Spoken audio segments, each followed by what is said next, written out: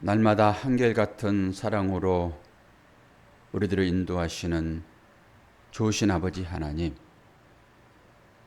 하나님의 사랑하는 백성들이 생명의 호흡으로 기도하기를 원하실 때 하나님 특별하게 우리를 그 자리에 있게 하시니 감사합니다.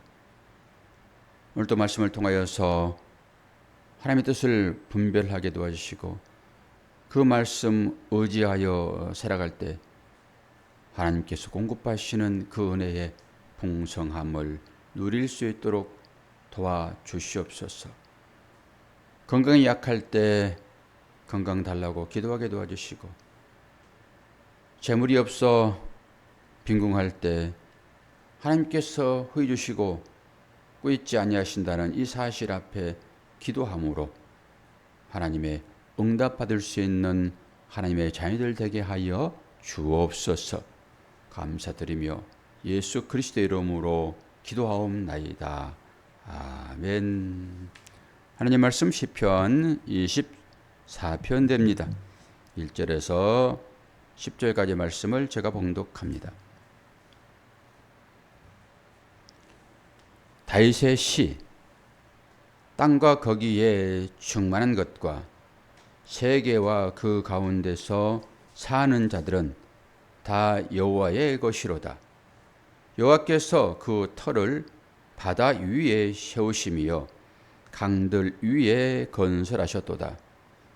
여호와의 산에 오를 자가 누구며 그의 거룩한 곳에 설 자가 누구인가? 곧 손이 깨끗하며 마음이 청결하며 뜻을 허탄한 데 두지 아니하며 거짓 맹세하지 아니하는 자로다. 그는 여호와께 복을 받고 구원의 하나님께 의를 얻으리니 이는 여호와를 찾는 족속이요 야곱의 하나님의 얼굴을 구하는 자로다. 문들아 너희 머리를 들지어다. 영원한 문들아 들릴지어다. 영광의 왕이 들어가시리로다. 영광의 왕이 누구시냐? 강하고 능한 여호와시요 전쟁에 능한 여호와시로다. 문들아 너희 머리를 들지어다. 영원한 문들아 들릴지어다. 영광의 왕이 들어가시리로다. 영광의 왕이 누구시냐? 만군의 여호와께서 곧 영광의 왕이시로다. 아멘. 뒷부분은 이게 복음성가로도 나온 가사지요. 이 복음성가 중에서 시편을 인용한 복음성가들이 많이 있습니다. 문자 그대로 이 글귀를 따서 찬양을 하지요. 우리가 찬양을 부르면서 은혜를 받잖아요. 오늘도 다윗의 시이지요. 이 시편은 이제 세 부분으로 나눌 수가 있어요. 1절에서 2절, 3절, 6절, 7절에서 10절 이렇게 세 단락으로 나눌 수가 있는데요.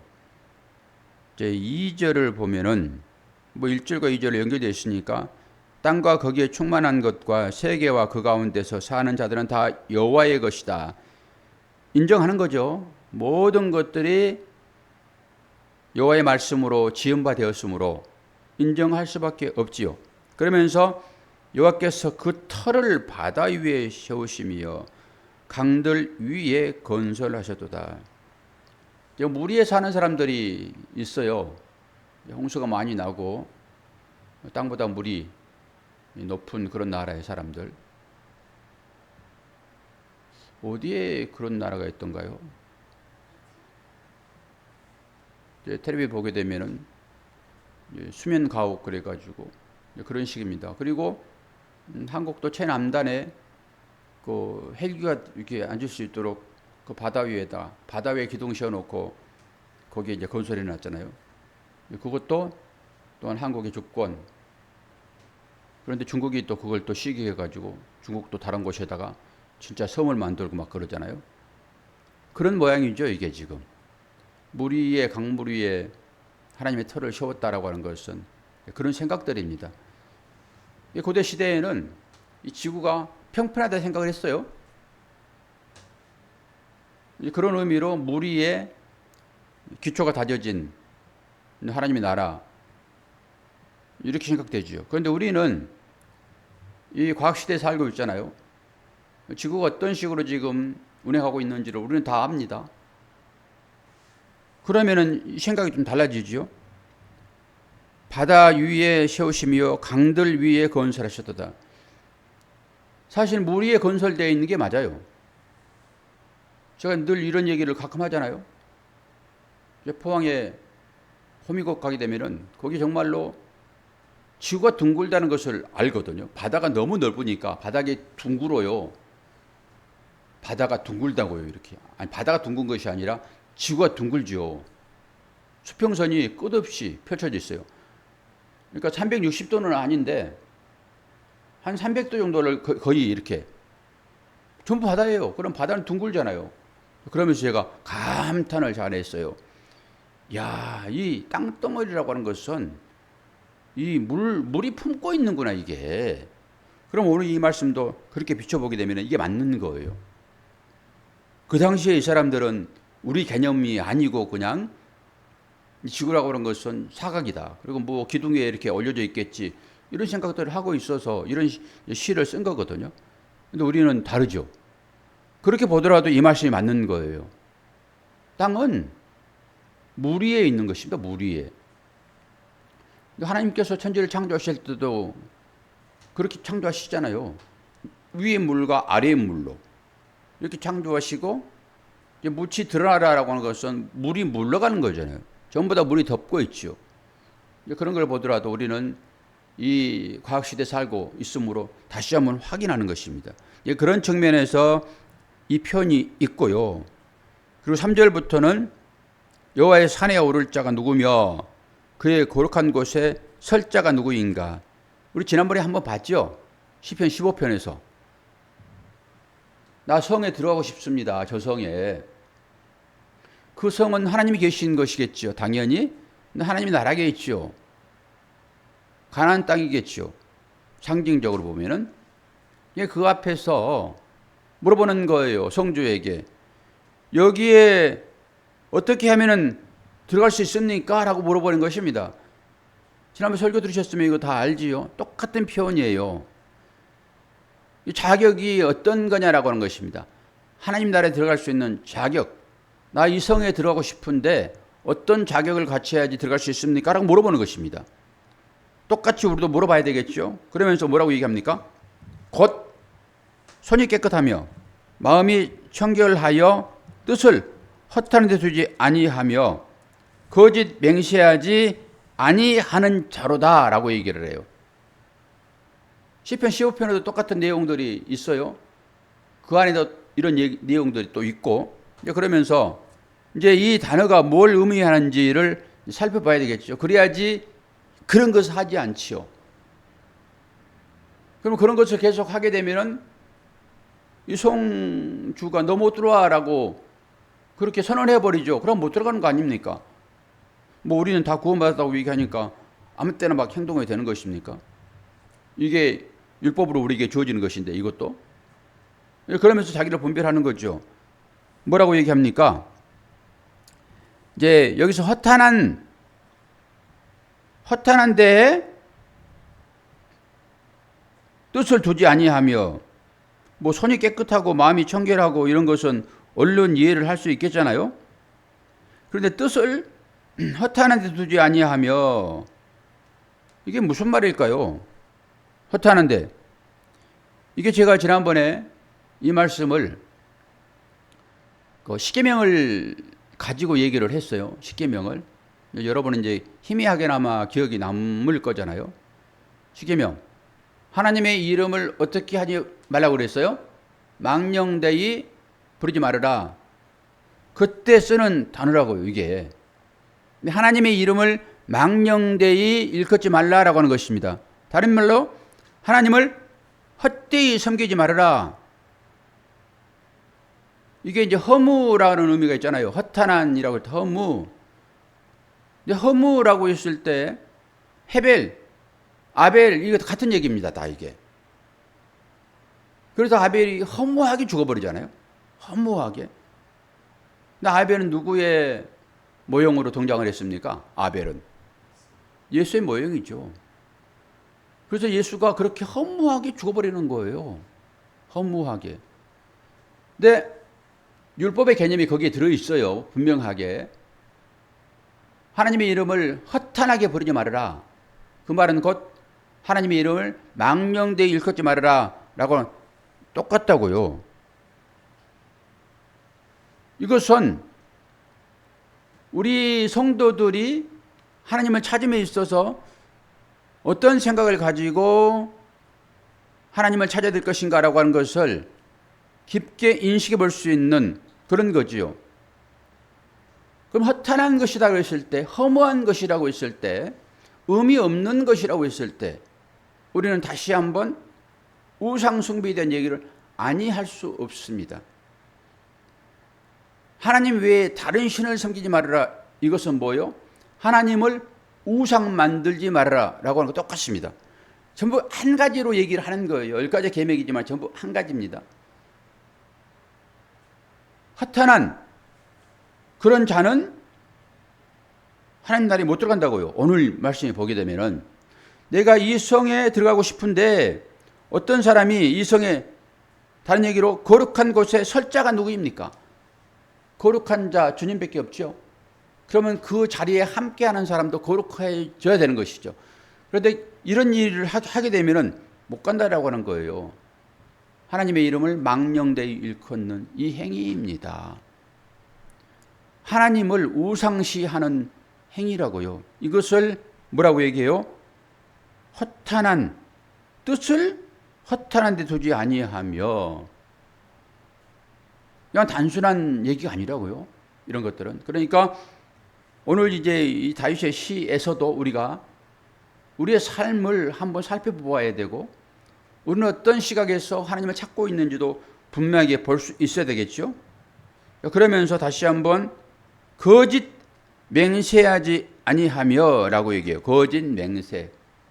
뭐 일상적으로 우리가 거짓 맹세, 거짓말하는 것, 약속을 어기는 것, 쓸데없이 말하는 것 이런 식으로 얘기를 할 수 있겠잖아요. 거짓 맹세. 그런데 제가 말씀을 한번 찾아봤어요. 창세기 21장 23절에 보면은 그런즉 너는 나와 내 아들과 내 손자에게 거짓되이 행하지 아니하기를. 이제 여기서 하나님을 가리켜 내게 맹세하라. 여기 맹세 나와요. 오늘 여기 나오죠. 맹세라고 하는 거짓 맹세하지 말아라라고 하는 건데 맹세하라. 내가 내게 후대한 대로 너도 나와 네가 머무는 이 땅에 행할 것이니라. 맹세해라. 여기는 맹세해라 그러잖아요. 맹세해라. 그러면은 내가 네 맹세를 듣고 내가 너에게 보상을 줄게 이런 의미란 말입니다. 근데 주님은 맹세하지 말라 합니다. 하늘로도 땅으로도 맹세하지 못하게 해요. 구약에는 하라고 그러고 신약에는 못하게 합니다. 근데 우리는 어떤 것을 따라야 되는 것입니까? 같은 얘기를 두 개로 나눠서 얘기를 하는 거예요. 그러니까 앞에 것을 가지고 뒤 것을 이해하면 되는 거죠. 우리는 다른 얘기로 보이는 걸 가지고 보이지 않는 하나님을 보면 되지요. 그 보이는 것은 우리 일상입니다. 율법도 보이는 거예요.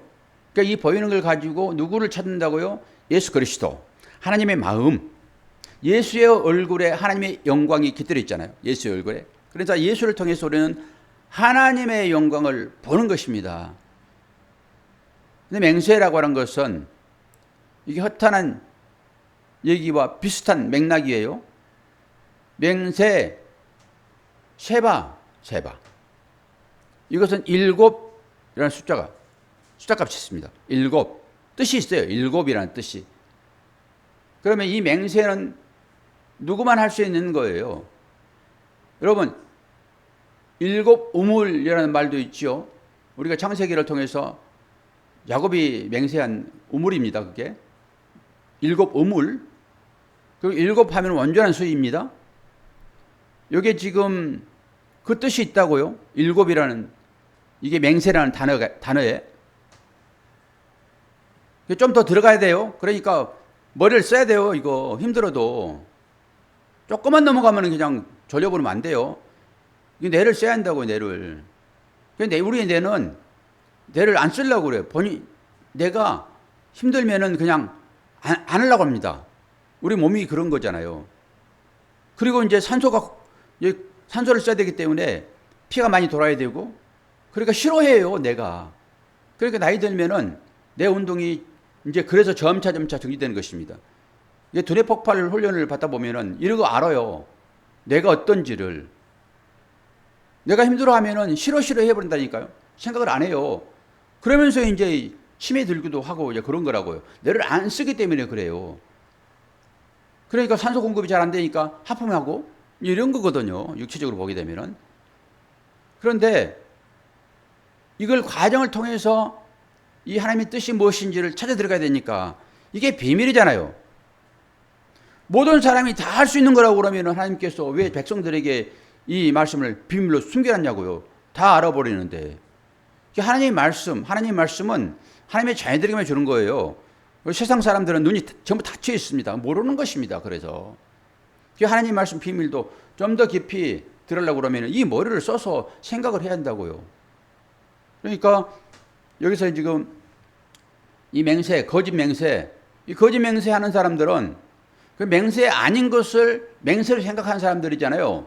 맹세가 뭔지를 모르는 사람들이잖아요. 결론은 맹세가 뭔지도 모르고 맹세하는 사람들, 내 맹세해야 할게 이거잖아요. 약속할게. 약속의 근본 취지가 뭡니까? 하나님께서 우리를 구원하겠다라고 하는 약속이에요. 그 약속 외에는 전부 가짜예요. 우리들끼리 뭐 하는 약속 그거 아무것도 아닙니다. 그거. 성경에서는 하나님과 우리 관계를 설명하고 있다고요. 맹세도 마찬가지예요. 그래서 헛맹세, 거짓맹세 하지 말아라. 그 말이 우리들 일상생활에서 너희들 그렇게 거짓말하면 안 돼. 맹세하면 안 돼. 이런 얘기가 아니라고요. 이거 구원과 연결되어 있잖아요, 지금.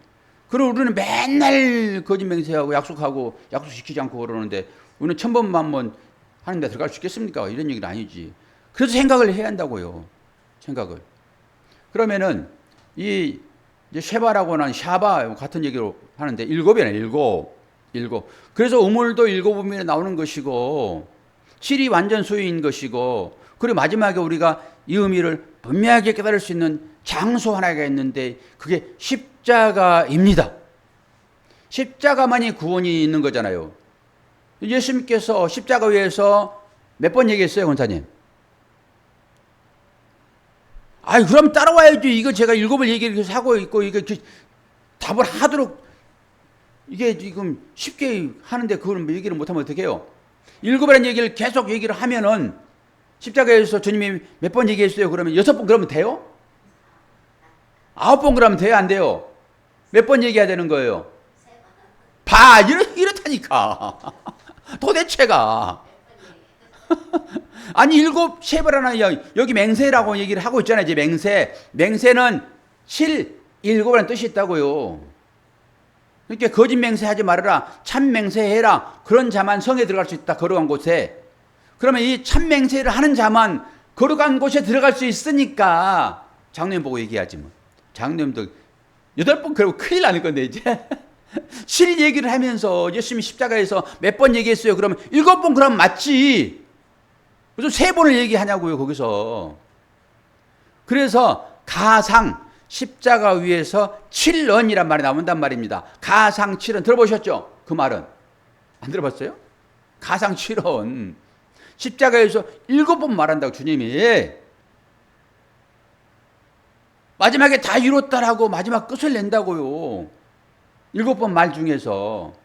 거기서 내가 목마르다 얘기하고, 엘리 네마 사막다니 얘기하고 다 7번. 그게 복음서에 나와 있어요. 다 찢어 발겨져 가지고 있기는 하지만 7번. 그럼 오늘 맹세라고 했을 때 헛맹세, 거짓맹세 하면은 그런 곳이 들어갈 수 없다라고 얘기를 하고 있잖아요. 시편에서 지금. 그럼 참 맹세를 해야 되는데 우리가 생각하는 이런 거 아니겠잖아요. 당연히.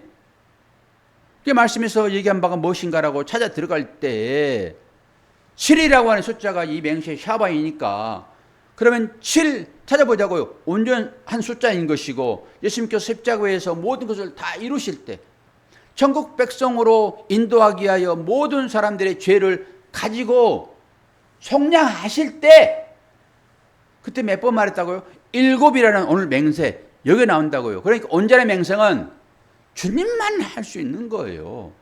주님만. 하나님만 맹세하신다고요.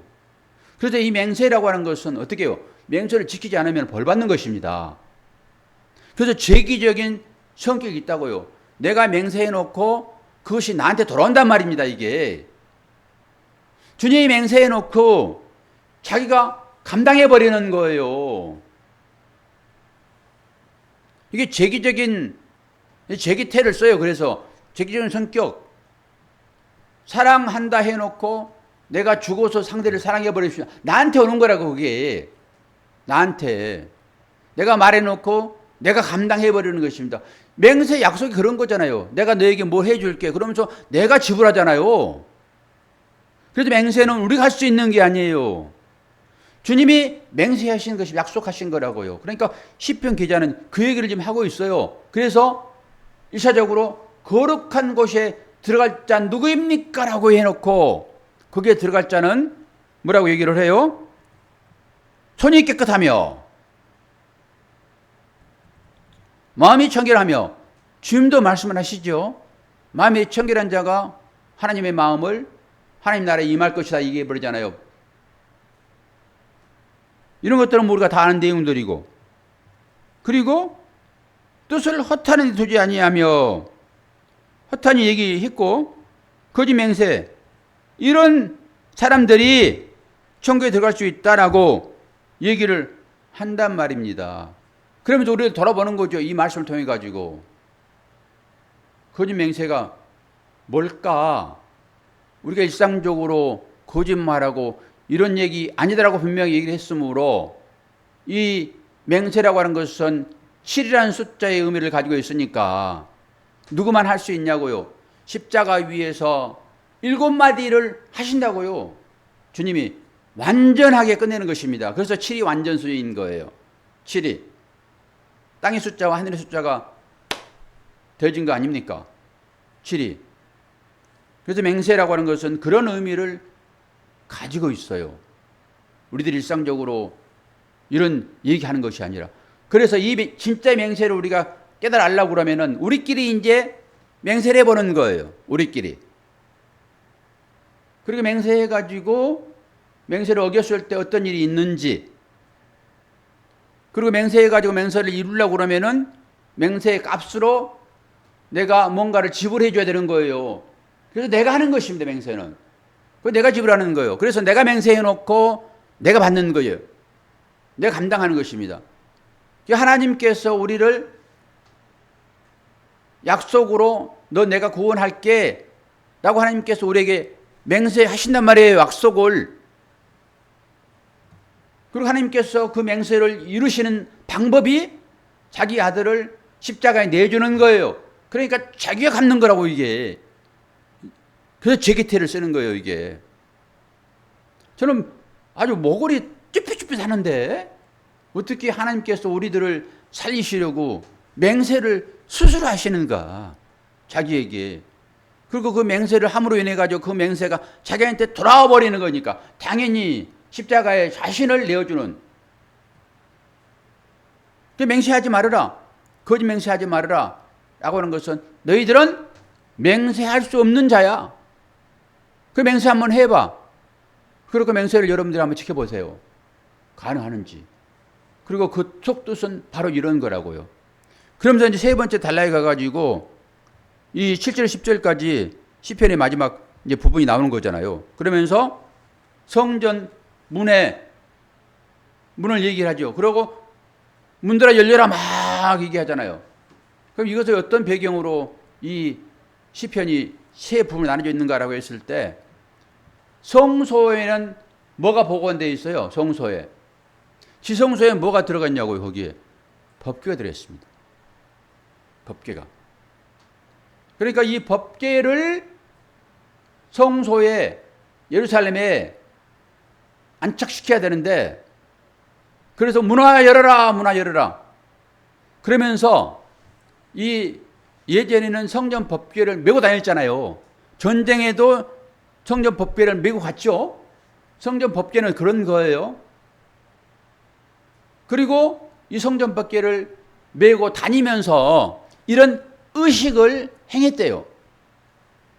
예루살렘에서 이스라엘 사람들이 성전 문화 열어라, 문들아 열어라 라고 하는 것은 왕이신 하나님이, 말씀은, 법궤는 하나님의 말씀을 상징하잖아요. 그러니까 문 열어라.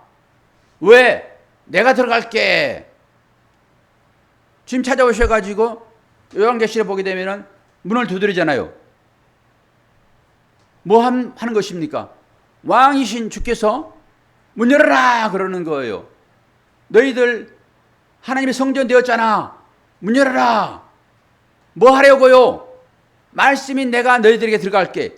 법궤인 말씀이 내가 너희 들어갈게. 라고 하는 의미란 말입니다. 이게.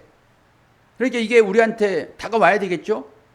그러면 헛맹세 하지 말아야 되고 허탄한 얘기 하지 말아야 되고 거룩한 자녀 되었으니까. 그 주님이 찾아오셔서 이 새벽에 우리 마음을 놓고 하잖아요. 지금 똑같이 똑똑똑똑똑 뭐라고? 문 열어라. 장로님 문 여십시오. 권사님 문 여십시오. 문 활짝 열게 되면은 뭐 한다고요? 말씀이 들어오신다고요.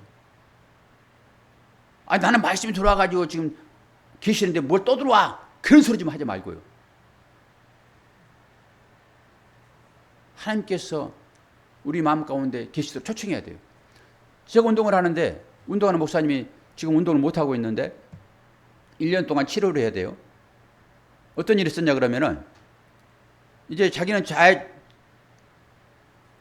자회전을 이제 자기는 자회전을 직진을 하려고 기다리고 있어서 뭐 이런 얘기야 뭐야 좌우지간 비보호 좌회전 차가 자기 차를 들이받아 버렸대요. 비보호 좌회전 차는 사고 나면 100% 그 책임인 거예요.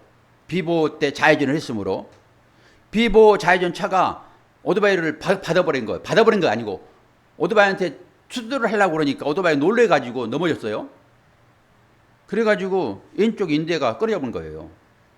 그런데 이 사람은 자기가 치지 않았으니까 가버린 거죠. 그냥 붙이지 않았으니까. 그런데 이 사람이 이제 알아봤는지 자기가 도주했다라고 자발적으로 경찰서 찾아와가지고 신고를 했대요. 그렇답니다. 그게 나 처음 알았어요. 차가 부딪히지 않았어도 원인 제공하게 되면은 그게 비보호 좌회전이기 때문에 책임이 있답니다. 그래도 80% 그 사람 책임이고 20% 이 사람 책임이에요. 근데 어제 쩔뚝거리면서 지팡이 입고 나와가지고 식사를 한번 사서 봤는데 자기가 붕 떠가지고 저기 떨어지는 순간에 이런 생각을 했대요. 그 전에 하나님을 원망했대요. 왜 내 기도 안 들어주십니까 하나님? 왜 내 기도 안 들어주세요? 라고 원망하고 그런 찬양을 불렀대요. 그런 찬양도 있나 봐요.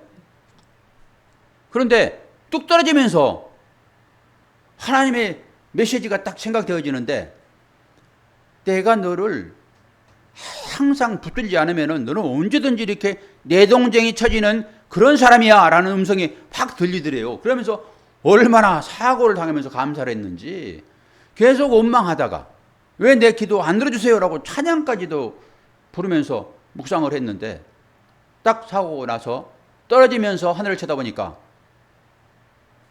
옛날에 박효지 집사도고 그 건널목에서 하면 교통사고가 났거든요. 횡단보도를 지나가는데 차가 들이받아 버려가지고 누워있는데 그런 생각이 들더래요. 하나님 은혜에 대한 거. 이 사람 그런 얘기를 하더라고요. 우리가 보기에는 1년 동안 지금 재활치료를 해야 되는데 자기는 잘못도 없는데 내가 너를 붙들지 아니하면은 너는 이렇게 언제든지 될 수 있어 라는 생각이 확 들어오면서 하나님께 하나님 은혜를 감사했대요. 여러분은 어떻습니까? 여러분은? 하나님께서 우리의 기도를 안 들으신다고요? 아니요. 우리 뜻대로 기도를 응답해 주시면 우리는 금방 망해요. 제가 늘 강조하는 얘기지만은 다 망한다고요, 우리는. 그러니까 하나님께서 다 보시면서 적시에 필요한 것들을 채워주시는 거예요. 시편 기자도 오늘 이 얘기를 지금 하고 있는 것입니다. 이제 어려운 상황에서 계속 앞부분에서 막 힘들었잖아요. 그러면서 또 오늘 이 찬양을 또 하는 거예요. 시편을 쓰는 거예요. 여러분도 그런 생각을 가지세요. 하나님께서 우리를 눈동자처럼 지키신다고요. 기도를 안 들으신다고요? 나는 그분의 그 목사님 얘기 듣고도 저야 원래 뭐 원망하고 그런 뭐 하나님 원망하고 정말로 극한 상황에 가서도 저희 원망을 잘 안 하려고 그러는데 야, 참 무심하시기는 하구나라는 생각을 하기는 하지요. 참 무심하기는 하시다. 근데 저는 하나님 원망을 거의 안 하지요. 모든 주권이 하나님께 있는데 제가 그걸 인정하는데 하나님 원망을 합니까? 애들처럼. 여러분의 삶도 한번 이런 경험을 통해서 한번 들춰보는 것입니다. 과연 나는 하나님에 대하여 어떤 생각을 가지고 있는지. 그리고 기도하세요. 하나님 다 응답하십니다. 자, 기도하겠습니다.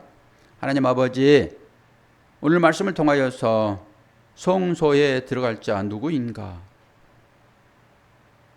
네 가지 정도로 우리가 설명을 해보았는데 하나님 나라에 합당한 자 눈을 씻고 찾아봐도 없는데 하나님은 당신이 언약하심으로 우리를 그 하나님 나라에 입성하게 하셔서 거룩한 하나님의 자녀처럼 살아가도록 인도하시니 감사합니다.